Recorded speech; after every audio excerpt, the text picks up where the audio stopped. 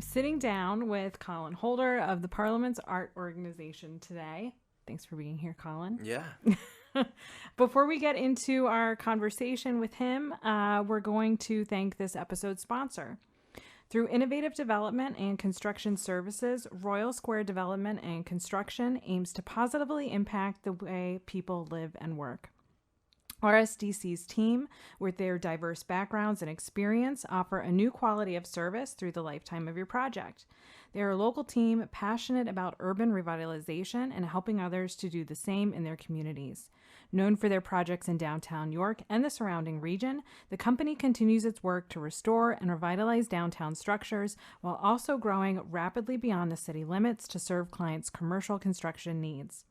Learn more at rsdcinc.com or follow them on Facebook at facebook.com/rsdcyork. Hi, Collin. Hello. So you are with the Parliament Arts Organization, and how long have you been there now? A year and 2 months. Oh, okay. We're walking into the second month of a year.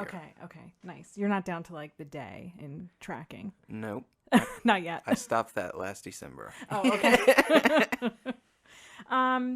So tell us what brought you to York.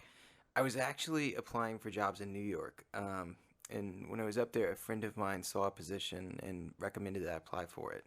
And I came here, and I was actually hosted by my board chair, Josh Hankey, who works at Royal Square Development.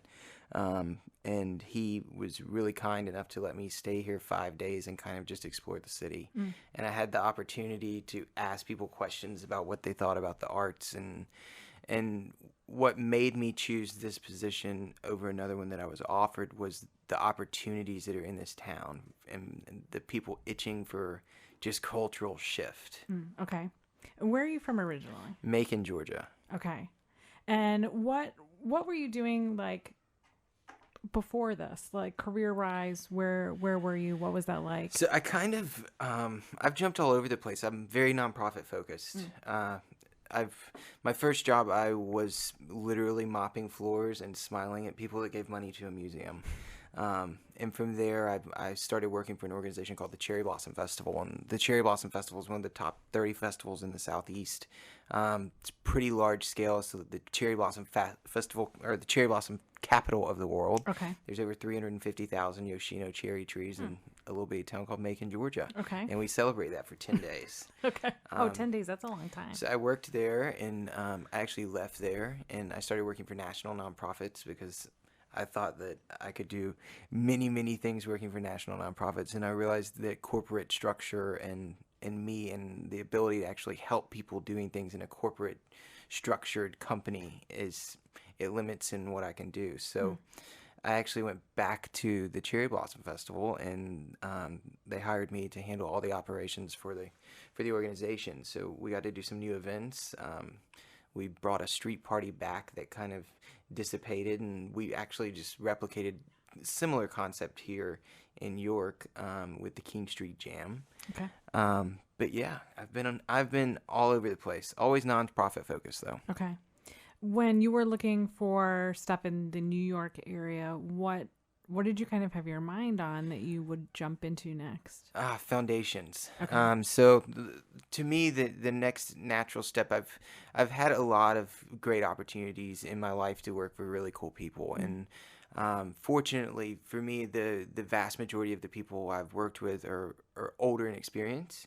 So I learned so many things so quickly in my nonprofit field. And looking at major foundations in the nation and how they do their funding models and how they choose grants is just something I'm really intrigued by. Okay. But that's where I was looking. But Okay. I'm right here right now. What was it? So you came to York for 5 days Right. to check it out. Had you ever heard of or been to York County, No, Pennsylvania I before? did Google it before I came here. Oh, okay. It came up. It came up. Well, that's good. Okay. So kind of first impressions, enough that you said yes to the job, but what was that like in those 5 days? The city I lived in Macon, if you know the Knight Foundation is a major foundation in the nation, and they have a few cities that they give their funds to. It's where the newspaper that was John and James Knight had offices, or some form of a connection. And Macon is one of those places. And fortunately for Macon, they're there. And Macon's built a lot like York, the downtown scene. Okay. So in watching and being a part of a city that, in my mind and others, has a thriving cultural scene. To me, I just saw Macon back when I was high school, when I first got here. And there's just so many things that could happen here. It's just the money is alive and well in Macon, and there's a lot more structure as far as like national nonprofits going, hey, this is something that you should consider doing. Okay. And it's not stopping us from doing the same things here. It's just we have to do a little bit more of the legwork. Get a little creative. Yep. When you kind of had that time to get here and start to kind of scratch the surface a little bit, what were you doing? Were you like walking around downtown or driving around the area? Yeah, I mean, I didn't drive around the area. I stayed downtown in one of their apartment buildings. They had an available unit in it, and they threw some things in there for me so I could have a place to sleep. And I literally just walked, and I saw a lot of downtown. I met some really cool people that now I know. Okay. But yeah. So why make the jump for you? What was appealing, or what were your initial ideas there?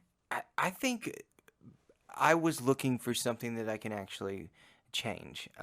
Macon's in a really good place, and all of the stuff I was involved with, not because of me, but they were healthy.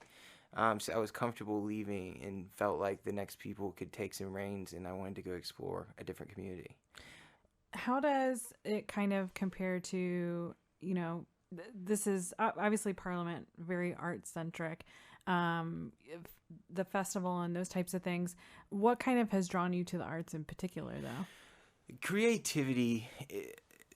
A healthy community is a creative community. And without strong arts and cultural events, cultural things, programming, theater programs, all of this, we don't have a healthy community. And the Parliament plays a big part in a role that helped kind of bring a neighborhood together. Kind of, do this whole thing where there's art programming that's happening. There's concerts that are now happening. And it gives people a voice and an out, And a lot of the things we do specifically, we try to do free programming as much as we can at the Parliament. It's not practical in all things.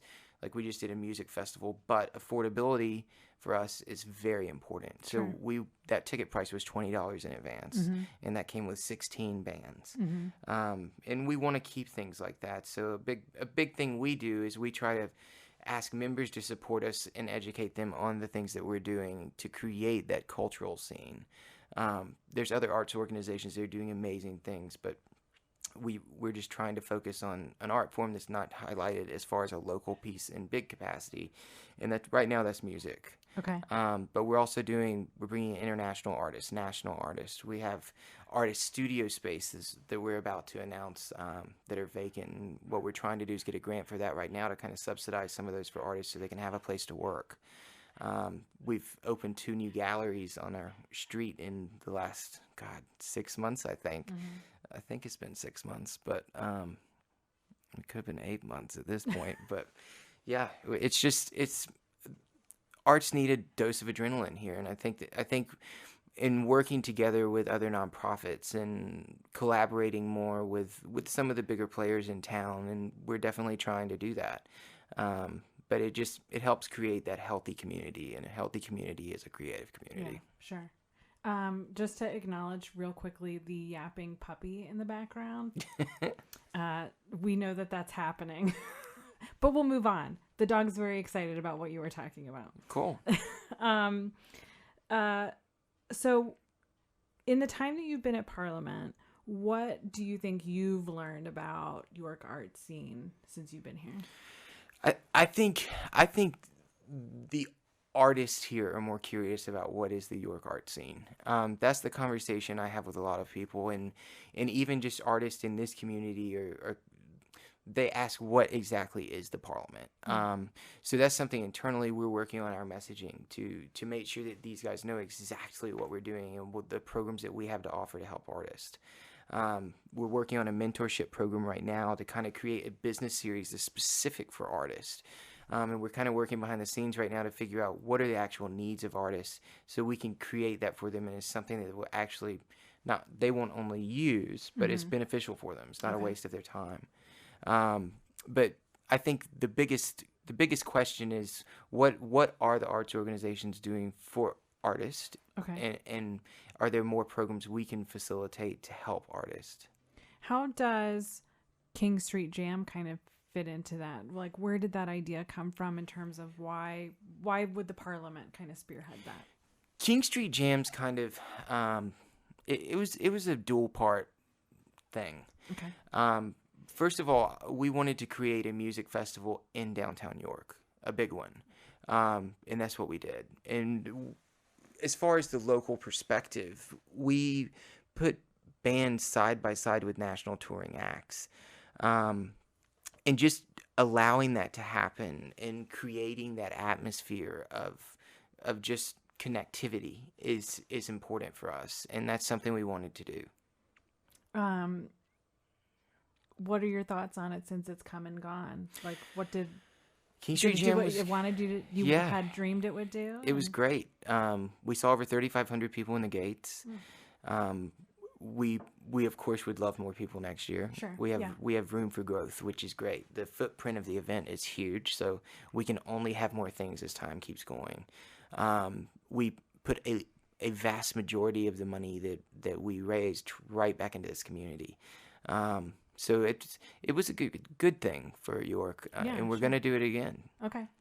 What do you think it would be different next year in terms of what people can expect, or for people who really weren't familiar with even this year's, what can they expect for, future? And I know, like, you just had it, right? So you're probably not even like mentally. Oh no! Now it's when it's fresh. I mean, we would like to see more food vendors next year. We would like to see more regional push of bands and local bands next year.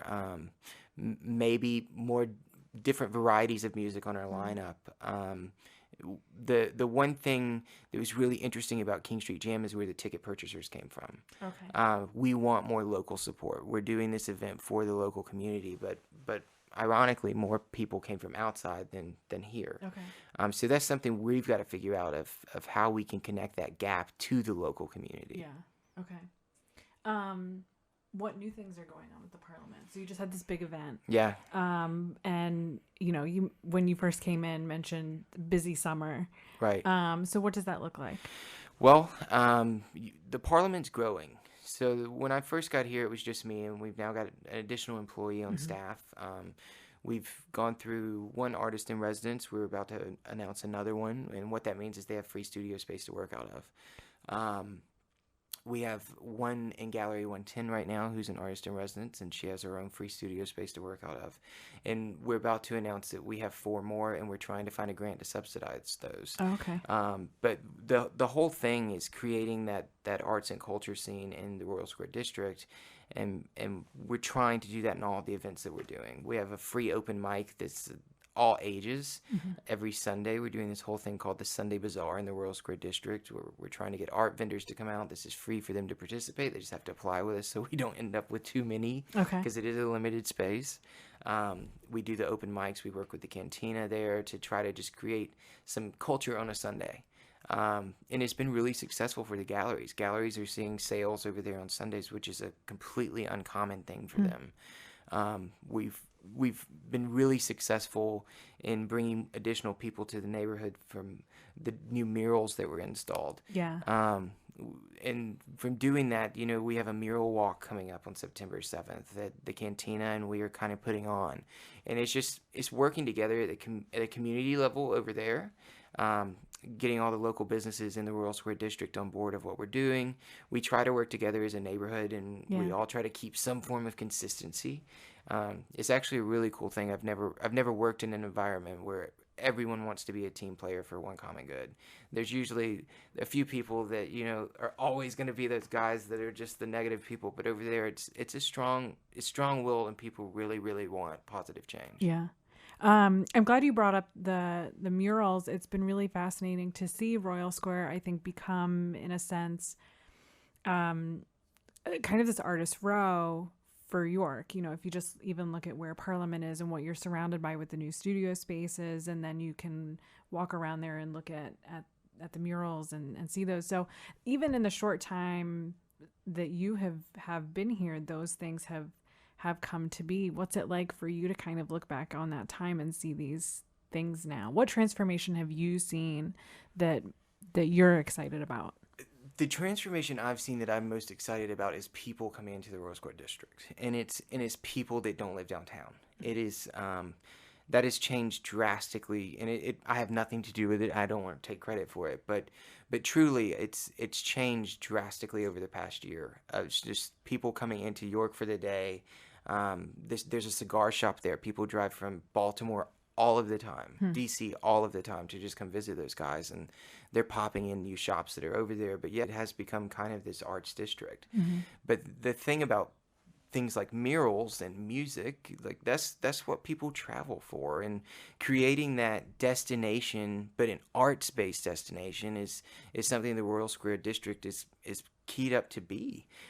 Especially if we keep working together with other parts of the neighborhood, trying to find new grant dollars for art programs, because these are things that the Parliament can implement, but we are limited by funds. Sure. Are there things that you'd like to do that you're not able to now? There's things that I would like to do at larger capacities, but everything we're doing, we have strong local support here. They're big cheerleaders for the arts in this community, and it's kind of cool. Yeah. And in other communities where I've been a part of, arts are always the things that are kind of not necessarily underseen. They're just paid for by major foundations or things like that. And local community people typically support like the healthcare nonprofits. And here is polar opposite. Here more people are trying to focus on downtown development and art programs and cultural events, and it's amazing. You talk about like the impact of art for a healthy community and that sort of thing. How has art personally impacted you? Like, what are you into, and what have you seen that you've just been really moved by? Yeah, so like I said, my first job, I actually worked at a museum, and watching young kids interact with art in a completely different way than I did was not only annoying to a 15-year-old, but it was it was a learning thing for me. I saw how important art is in a young development. And then watching the older people come in too, and just being amazed at statues they were looking at or cool paintings they were looking at, and watching the local community support things like festivals and allowing musicians to play and perform. In the South, there's music on every street corner all the time, and that's something that we definitely need here. But it's happening. It really, really, really is. It's fun to live and work downtown, and now I can play downtown too, and we've got some great things happening in downtown York right now. Are there things that you've seen either in other places that you lived or here in York that you've observed or consumed that really moved you? As far as art, yeah, I mean, I love art installations. As far as like things that people can go in and actually experiment with, and Creative York actually has amazing installations come in. If you do not check them out, you should. The installations that they're able to bring in, it's very cool, and they have the space for it. The Parliament will be doing a holiday installation this year, and the reason we're doing that is I just want something for families to be able to bring in and wow their kids with. But yeah, the whole Parliament is going to be turned into some form of a holiday extravaganza. That's cool. Yeah, it'll be fun. It will be fun. But I think the ability to bring quantities of people together for the support of art is one of the coolest things. And things like that happen with large scale events and gallery shows and everything else. But yeah. I think the last time you and I got together was at Ironic, and there was like a new installation being put in, or there a new artist was coming in with some stuff, and I think you actually like bought pieces that day, or was like negotiating with Dave to like hold some stuff for you. Yeah, I've got a problem. Are there, what do you collect, or what do you kind of, I know we've talked about music, which you can collect music, but like for you, when you're out there, what are things that you see or kind of latch on to? Yes, so I'm a sucker for ceramics. I love pottery. It's just a thing. I love pottery you can use, pottery you can throw flowers in, but I'm a ceramics junkie. Okay. All right. Interesting. Okay. Do you create yourself? I do. I'm a musician, and I like to play. I like to dabble in ceramics. There's not very many places here where that aren't already booked out. It's kind of crazy. Like I tried to get in this one class, and she was booked for 4 months. Oh wow. So I mean, people are doing it here, which is great. I wish more people would show their work here. Okay. And Parliament could do that. Yeah, yeah. I mean, the things that the Parliament is doing, we have Gallery 110, which is kind of a high-end collective of York County artists. You'll start seeing more frequent show changes there. We're working with a couple of different artists who's going to help us curate some things there. The Parliament, we try to bring in national and international artists. So national touring artists, international touring artists. We have Daniel Monstitude earlier this year, and his work was amazing. It was in the winter, but he's from St. Croix, and all of his colors are just like bright orange and bright blue. So it was nice to go to work. It was like walking into the summertime. But we've got some other really cool artists coming into this community, and we do a few called shows per year to include the local artists. But the whole concept is to bring art into the community so local artists don't have to leave this community. We want art to be so alive and healthy here that we have everything that we need. And I think bringing art in gives artists another way to not only look at someone else's piece and see what they can gain from it, but it also helps them say what's being sold in different communities, the prices it is being sold for in different communities, because I think there is a buyer's market here that kind of is very limited for the arts, and it's something that the Parliament has tried to increase, and we will continue to try to increase for artists. But even just having like online catalogs of what's available in our store and things like that is programs that we're starting to develop. That's cool. Where do you see, in the next 10 months till you reach that 2-year mark or whatever it is, within Parliament, what are those things that you would like to continue to grow in or see the organization do? So the first big program is the Artist Mentorship Program, and it is a business series for artists. I think it's something that we need art-specific programming here. For instance, the first one we want to do is just basic of how to start an LLC and the value of having that as an artist. And just helping artists understand, hey, if you have this much inventory, this is what your inventory is worth, and this is places you may consider sending your inventory, and this is the process of how to do that. Because it's not really something that's taught, and working with other galleries and just having us all come together and talk about this is what we're looking for in our next 6 shows that we have available. And giving artists that one-on-one to be able to ask questions. What are some things that you're kind of proud of that have been accomplished, through the organization and in the time that you've been there? I think the neighborhood beautification is one of the coolest things we've done. It's something that's complimented every time someone walks in our door, how pretty the neighborhood is, and the neighborhood is truly for everyone. You'll see 16-year-old kids like doing photo shoots in the back courtyard, and then there's a group playing cards at the cantina. I mean, it's literally for everyone. Yeah. How have you found your own like sense of community in that? I've found so many supporters for the arts that just want to be a part of something bigger.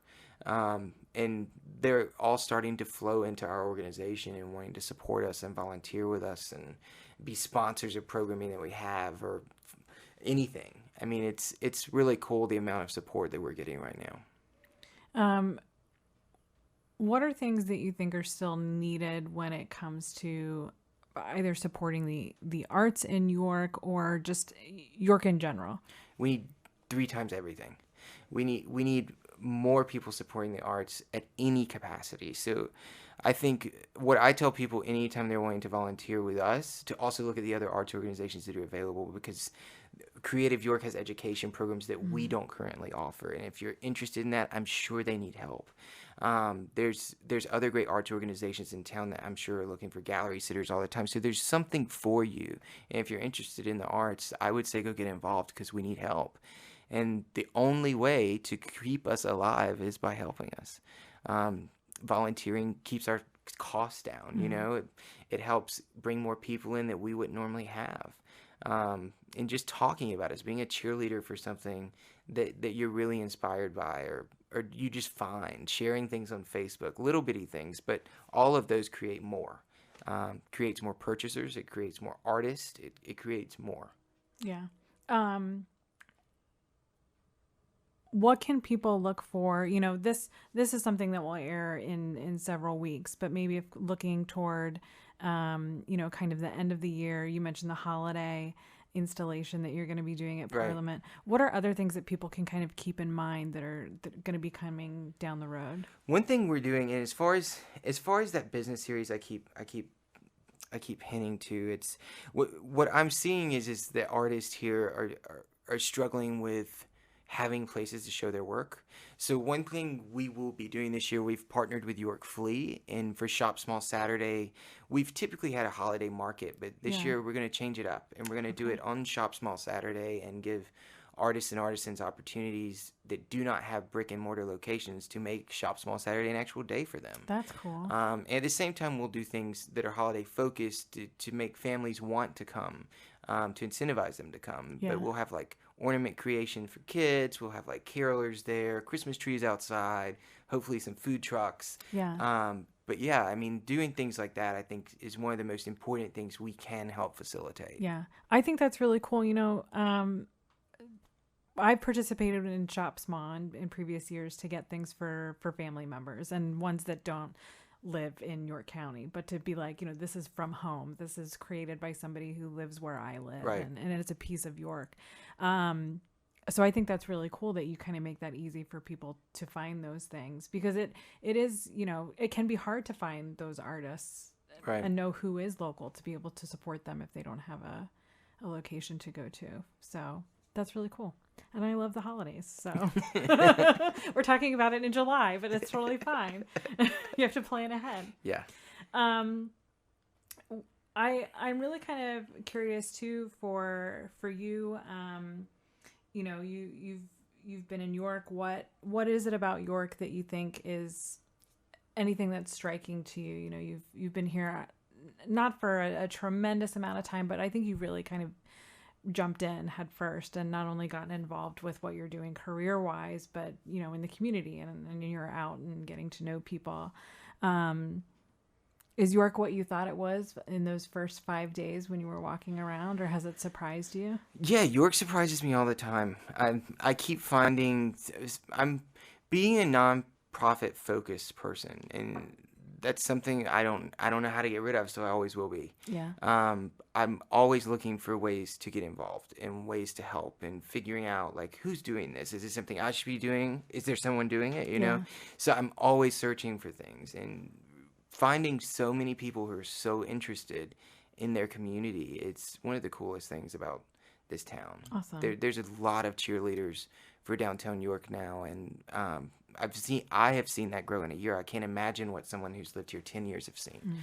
But it's a cool community to be a part of right now. And the only thing I would tell people, whether it's arts, community, picking up trash, litter prevention, beautification, whatever you want to be, get involved. Now's the time. Very cool. Awesome. Collin, thanks for coming on. Yeah. Thanks for chatting with us. Yeah. I really appreciate it. You're welcome. I can talk all day.